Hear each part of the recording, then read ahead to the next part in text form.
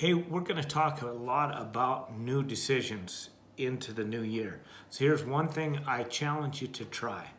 And you don't have to go as hardcore at it that I have, but I'm telling you, it won't hurt you a bit. This isn't like you got to jump on a treadmill and go for 10 miles. This is a simple, pay attention to what goes into your noggin. Guard your mind and put more of the good, the pure, the powerful, the positive into your mind. And how do you do that? Well, the first thing you do is you read some good books, whatever they are, just put some good in. Doesn't have to be 3 hours a day, just a little bit, just trying to get you to nudge small. Change small and change often is how you make big changes in your life.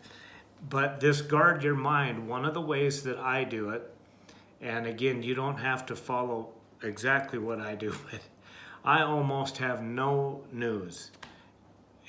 No news feed on my phones. I pay little attention to the news stuff that's on social media. I don't watch the news, and I don't get the newspapers because that stuff ends up pissing me off, raising my blood pressure, and there's not a thing that I can do about most of it anyway. So why bother with it? Doesn't hurt me a lick. And then when something important happens, somebody else already is in the know and they tell me about it. So I would really challenge you to, if you're, I've known some close friends of mine who used to do talk radio all day long, and they would listen, and get all worked up, and for the stuff they were doing, it was political talk radio. Well, that'll frickin' drive you crazy in itself. And when she cut back on that, man, her world changed, her attitude changed, all that stuff.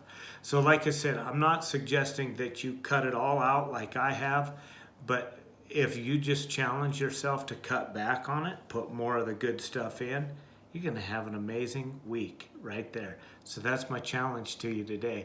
We'll talk to you tomorrow. I appreciate you being here.